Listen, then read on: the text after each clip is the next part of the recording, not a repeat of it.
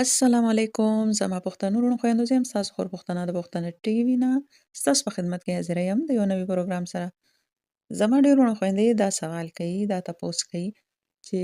مونږ وزن کموو نو مونږه خواږه پرېښودي دي مطلب حلوا بسکټ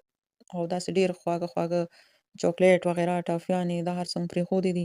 یا مونږ پوره هفته کې دا صرف یو ورځ لږ شیان وخورو خو چونکې اوس ژمی دی یخني ده نو دې کې خامخا د انسان زړه کېږي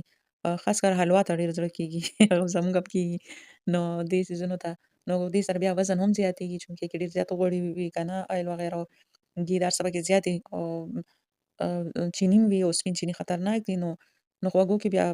مطلب چې حلوانې او چاکلیټ او ټافیانې هم ټیک نه دي او دا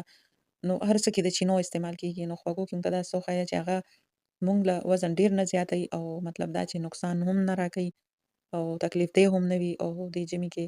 مطلب هغه سره مونږ ښه یو مونږ ته ښه ولګي نو انسان دې خامخا پوره ورځ همداسې نه تېرولی شي څه ناڅه خوږو ته زړه کېږي او ژمي کې چایو ته هم ډېر زیات زړه کېږي نو دا هم او هغې کې هم چیني لګي او موږ ترې صبرېدی نه شو. نو زما وروڼو خویندو هغې باره کې زه تاسو ته ښه مشوره درکوم. تاسو په دې باندې عمل وکئ او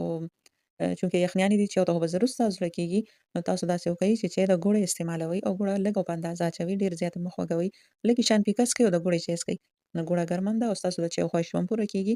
ډېر غټ کپ نه ورکوټې پیاله چای څښئ. که تاسو 3 وخته غټ کپ چای اخلئ څښئ نو تاسو د هغې په ځای ورکوټې پیاله چای هماغه 3 ټایمه اخلئ نو مطلب دا چې مقدار یې کم شو د چیني بالکل مه استعمالوئ. پیکه چای څښئ او که څوک وایي چې مونږ خو بغیر خوږو نه څښلی شو پیکه یعنې بغیر چینو نو هغې ګوړه لږ شان استعمالوئ.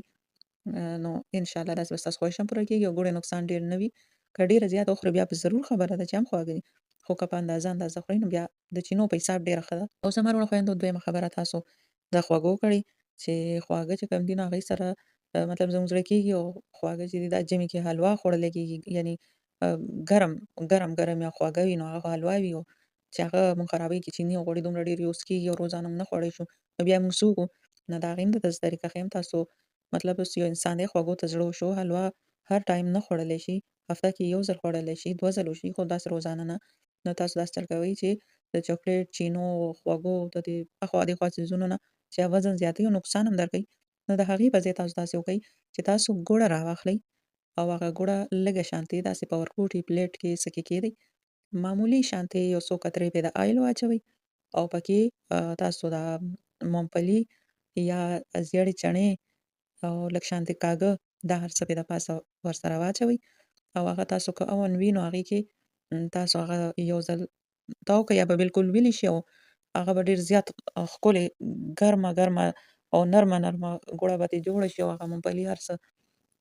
نو د هغې به ډېره زیاته مزه وي. نو تاسو دا وکئ دا به تاسو باندې ډېر زیات ښه ولګي او که تاسو روزانه نیمه چکې ګوړه دا کوئ نو د هغې دومره نقصان نشته دی. چینو نه هغه ډېر بهتر ده او د حلوا خواهش به هم ستاسو پوره کېږي. حلوا نه زیات مزه پکې وه دا چې تاسو ګرمه ګرمه ځان ته یو پیاله کې اوبه کېږدئ او دا چې کوم تاسو ویلې که نو داسې چمچ کې رالئ هغه یخو اوبو کې داسې ډوبوئ دا وهئ او په اسات باندې خورئ نو خوله به هم نه سوځي او ډېر زیات مزه به هم درکړي ډېر ښه به هم درباندې ولګي په تاسو په عام چې کوم ګیس سوی ګیس وي تاسو سلنډر استعمال کوئ هر څه چې یا بجلۍ والا هیټر استعمال کوئ نو تاسو هغه ولګوئ په هغې باندې یو فرای پین وغیره داسې چې هر څه کېږدئ په هغې کې لږه شان ګوړه کېږدئ او د پاسه پرې دا صوف دا چې کوم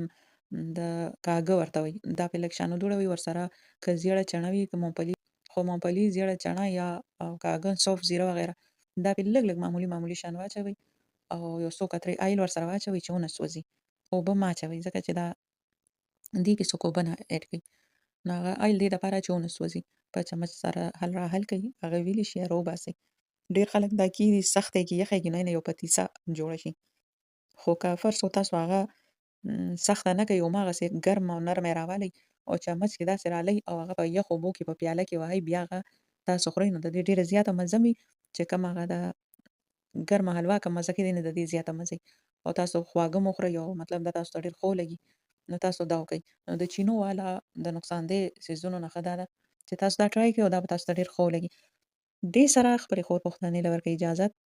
چې چېرته اوسئ زما پښتنو وروڼو خویندو د دنیا په هر ملک هر ګوټ هر ځای کې زما مسلمانانو وروڼو خویندو په لوی الله م سپارم کامیاب بریالي اوسئ خوشحال اوسئ د الله په امان.